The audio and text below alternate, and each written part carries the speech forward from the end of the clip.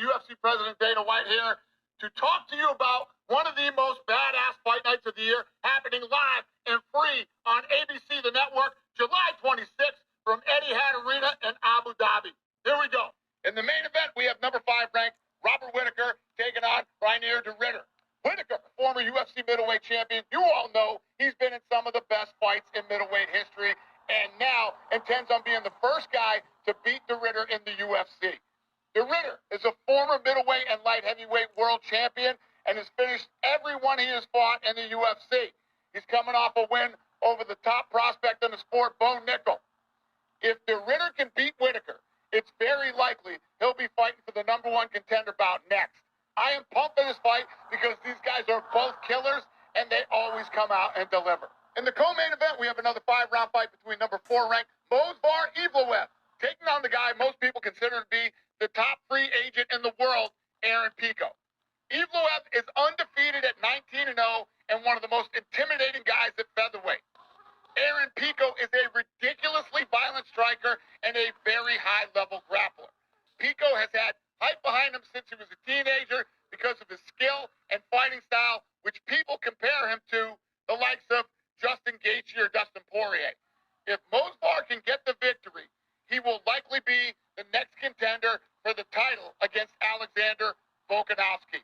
Expect this fight to be an absolute war. Just added, former UFC champion and number 3 ranked bantamweight in the world, Petr Yan, will be taking on the very explosive Marcus McGee, who earned this fight by going 4-0 in the UFC with 3 finishes and 3 post-fight bonuses. Also, Bryce Mitchell is making a big move down to the bantamweight division and will debut against the always dangerous Saeed Nurmagomedov, the cousin of Khabib. Shara Bullet is back and will fight Marc-Andre Barriault, which should be an incredible matchup. And top-ranked light heavyweight Nikita Krylov puts his 93% finish rate against the 100% finish rate of the absolutely terrifying Bogdan Guskov. Ladies and gentlemen, live and free on ABC, the network, July 26th from Etihad Arena in Abu Dhabi. I will see you there. Javier Mendez, Islam Makhachev's coach, was saying that Makhachev might have 3 fights left in him. Ali Delaziz, who is Makhachev's manager, says he has like 3 more years of high-level competition. Islam Makhachev might have 3 fights, including Jack Del. Islam Makhachev might have 3 fights, including Jack Del Maddalena. That right there is where our energy should be spent as Islam fans. How in the world does it feel like another dominant champion may be saying it's about time? Why? He's young. He's the world champ. He's dominating.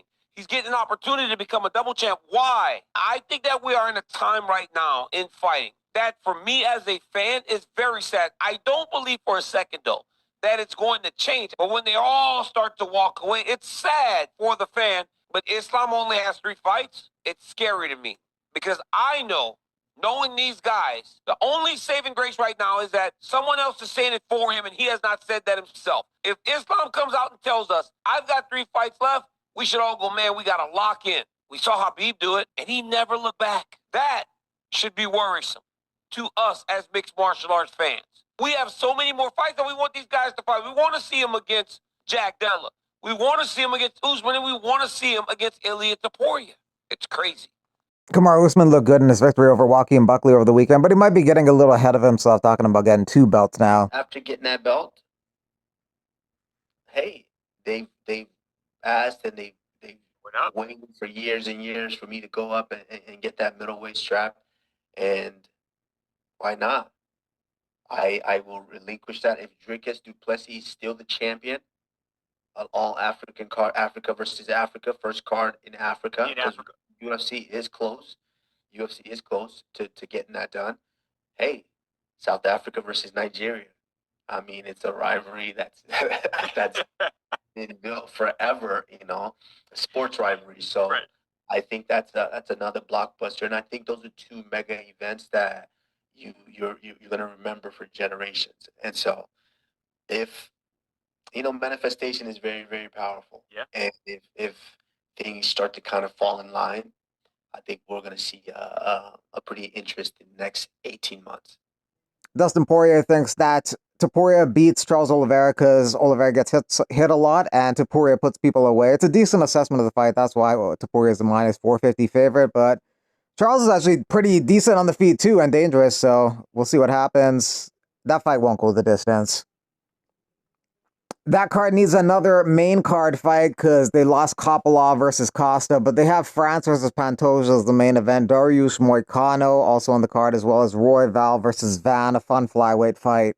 Son, if I had $1 for every time that I've been asked if I was fighting on that Nashville card, I could just retire right now. But I ain't fighting. I ain't fighting the rest of this year, guys. I blew my knee out. God. Yeah, like 27th of May, I was at MMA practice. Just a freak accident. Me and my weight and the boys with another teammate of mine, his weight come down on it and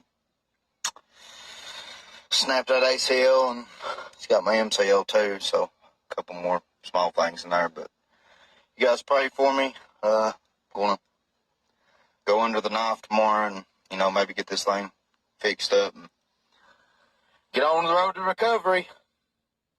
2025, the year of injury, son. I just want to fight. I just want to punch somebody in the face. Anyways, keep me in your prayers. I will hop on here soon. Love y'all. Although it's not official and confirmed and guaranteed that Sandhagen has the next title shot, he expects that will be the case based on things that have happened. For the belt, it seems like. By the way, is that set in stone? Like, is that 100%? It seemed like it was on the broadcast and all that, but you never know these days. Have you been told it's 100%?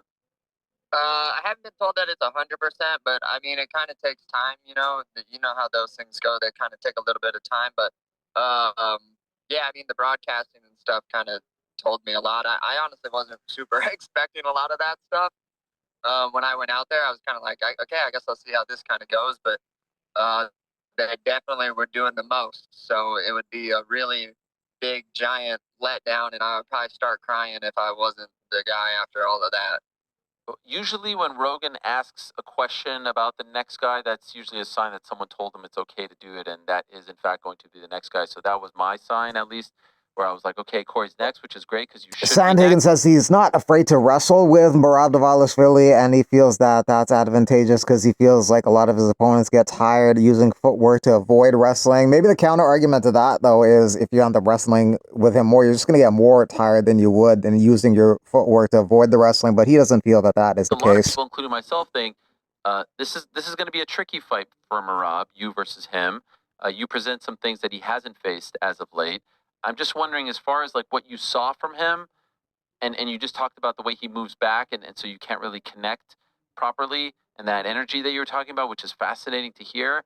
Is that what impresses you the most about him, or is there something else? Obviously, we always talk about the cardio, his pace. We know about the wrestling, the takedowns. But from your analytical eye, what impresses you most when you're watching him up close? Well, I mean, yeah, definitely the conditioning pays off for him big time. He's not like the most intimidating guy to go into a fight against in terms of like getting finished, outside of course, him obviously adding in some submission threats, which I'm sure he's going to continue to do or whatever. But I mean, Merab deserves a lot of respect to be put on his name, by all means. I also think too, though, that if you fight Merab in the proper way, you can you can be as much of a motherfucker to Merab as he is to everyone else.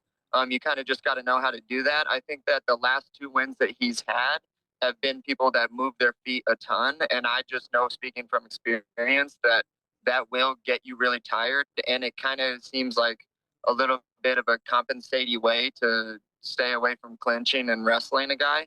I think that the best, like I've talked about this, I think for years now, is my idea has always been to be the best, well-rounded guy in the sport. And I think that it's definitely going to pay off years down the line of me facing Merab, because I'm not afraid to wrestle. You guys saw in the Umar fight that, if I get taken down, I will get up immediately if I want to. And that's just a pain in the ass to fight. And then not to mention that Merab makes a lot of wide movements with his hands. He's pretty darty and looks like fidgety and difficult to hit or whatever, but he makes a lot of mistakes with his hands, and knocking him out is hard because he moves backwards a lot. Obviously, wrestling him is going to be difficult, so I kind of plan on just like masterclass him, Marab. I just have to out MMA him everywhere and not be scared to wrestle with him or scared to get tired. Like, that's like 101 in learning how to fight a wrestler is if you're scared to get tired, you're going to lose. And Umar did not do that, but Sean, I think, was a little bit afraid to get tired in that one. And I think that kind of works in the inverse a lot of the times, because then you just start moving your feet a lot more, and that actually makes you more tired in the long run anyway. So so there's a lot there, man. But yeah, I'm excited to face the challenge.